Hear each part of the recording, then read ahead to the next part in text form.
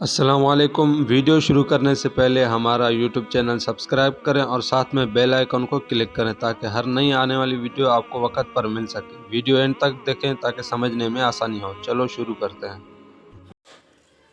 بسم اللہ الرحمن الرحیم نحمدہ ونصلی ونسلم علی رسولہ الکریم اما بعد۔ آج کا موضوع ہے صدقہ فطر کے متعلق۔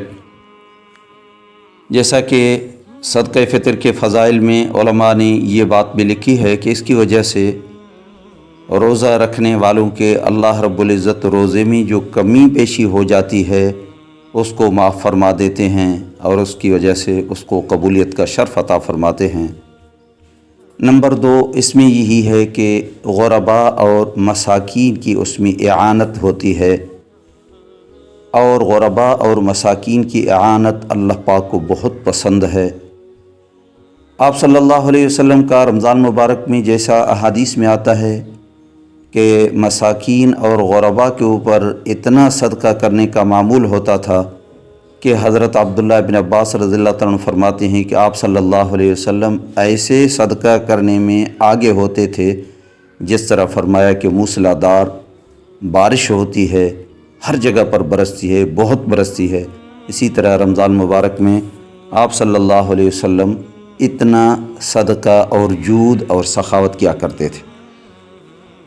صدقہ فطر کے متعلق علماء نے لکھا ہے کہ جس کے اوپر زکوٰۃ واجب ہو اس کے اوپر صدقہ فطر بھی واجب ہے، لیکن صدقہ فطر کے اور زکوٰۃ کے اندر یہ فرق ہے زکوٰۃ تو ایسے آدمی کے اوپر جو صاحب نصاب بھی ہو اور اس کے اوپر 1 سال مکمل ہو چکا ہو تو اس کے اوپر زکوٰۃ واجب ہوتی ہے، لیکن صدقہ فطر کے اندر یہ شرط نہیں ہے کہ اس کے اوپر 1 سال مکمل ہوا ہو، حتیٰ کہ اگر کسی آدمی کے پاس 1-2 دن عید سے پہلے ہی مال کیوں نہ حاصل اس کو ہوا، اس کے اوپر بھی صدقہ فطر واجب ہوتا ہے۔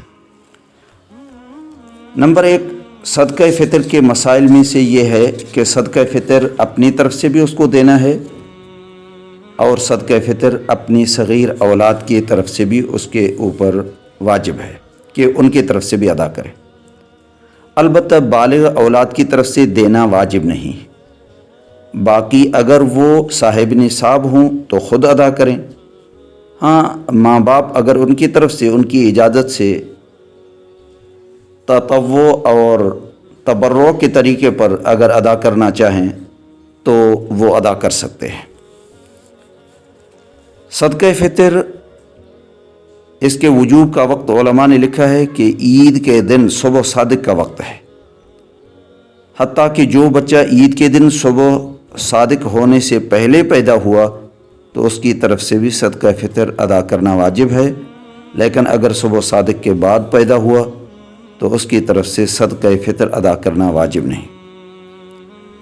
لیکن علماء لکھتے ہیں کہ بہتر یہی ہے کہ عید گاہ میں جانے سے پہلے صدقہ فطر آدمی ادا کر دے، لیکن اگر کسی آدمی نے پہلے ادا نہیں کیا تو صدقہ فطر معاف نہیں ہوتا، حتیٰ کہ اگر وہ آدمی غریب مسکین بھی اب ہو جائے، ایک مرتبہ اس کے اوپر صدقہ فطر واجب ہو چکا ہے تو یہ صدقہ فطر معاف نہیں ہوگا، بعد میں بھی ادا کرے لیکن ہر حال میں اس کو ادا ہی کرنا ہے۔ باقی اگر کوئی آدمی عید کے دن سے پہلے ہی رمضان میں دے دے تو یہ بھی اس کا صدقہ فطر ادا ہو جائے گا، اب دوبارہ دینا اس کے اوپر واجب نہیں۔ اور رمضان مبارک کے اندر اگر کوئی آدمی یہ سوچ کر کے تاکہ غریب مساکین کی ضرورتیں پوری ہوں، اور عید سے پہلے جیسے انسان کی ضروریات ہوتی ہیں، بچوں کے اخراجات ہیں، گھر کے اخراجات، تو اس میں علماء نے اور اس کو بہتر قرار دے دیا ہے۔ صدقہ فطر کے اندر اگر کوئی آدمی خود گندم دینا چاہے تو احتیاطاً 2 کلو دے دے، اگر جو دینا چاہے تو احتیاطاً اس میں اس کا دوگنا یعنی 4 کلو، یا کھجور دینا چاہے تو 4 کلو کھجور دے دے۔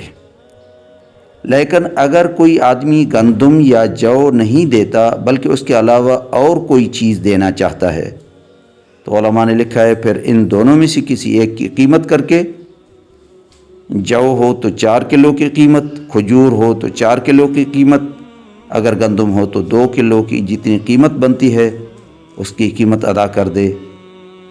आजकल कराची के लिहाज से उलमा ने लिखा है कि 140 रुपये सदका फ़ितर कम से कम गंदम के हिसाब से है। यहाँ जो सही तरीके से गंदम का आटा कराची में मिलता है, देसी गंदम या उसका जो आटा है, तकरीबन इस हिसाब से 70 रुपये, 2 किलो का हिसाब 140 बनता है। सदका फ़ितर उसको अदा करनी है। बाकी अगर कोई मालदार आदमी है, इससे बढ़कर अदा करना चाहे, खजूर के 4 किलो की कीमत दे दे। इसी तरीके से अगर कोई आदमी जौ के हिसाब से 4 किलो अदा करे तब भी जायज़ है।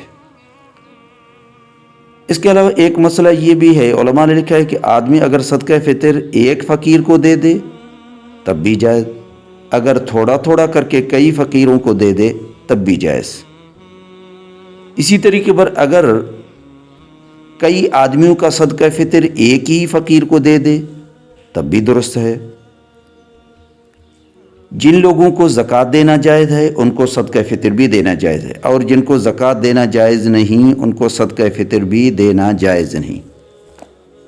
यही वजह है कि सदका फ़ितर किसी गैर मुस्लिम को भी देना जायज़ नहीं, और इसी तरह अपने औलाद के जैसे बेटे हैं, पोते हैं, नवासे हैं, उनको भी देना जायज़ नहीं। और इसी तरह अगर कोई सैयद है, सादात से उनका ताल्लुक़ है, उनको भी सदका फ़ितर देना जायज़ नहीं। और मियाँ बीवी का एक दूसरे को भी सदका फ़ितर देना जायज़ नहीं। और मियाँ बीवी में से सदका फ़ितर असल में हर एक की अपनी अपनी माल के मालिक होने के लिहाज से है। जितना जो आदमी साहिब निसाब बन सकता है उनके ऊपर सदका फ़ितर वाजिब। अगर कोई इतना माल का मालिक नहीं तो उसके ऊपर सदका फ़ितर वाजिब नहीं। बाकी गरीब मसाकीन भी अगर कोई देना चाहे जिनके ऊपर वाजिब नहीं, तब भी उलमा ने लिखा है कबूल हो जाएगा सदका फ़ितर। और इसमें रोज़ों के कबूलियत में बहुत बड़ा दखल है। अल्लाह रब्बुल इज़्ज़त हमें बल्कि पूरे मुसलमानों को, पूरी इंसानियत को इन शरीयत की जितने अहकामात हैं सबके ऊपर अमल करने की अल्लाह पाक हमें तौफ़ीक़ अता फ़रमाए। जो कलिमात मैंने कहे हैं अल्लाह पाक मुझे और आप सबको, पूरी इंसानियत को इन पर अमल की तौफ़ीक़ अता फ़रमाए। व आखिर दावाना अनिल हम्दुलिल्लाहि रब्बिल आलमीन।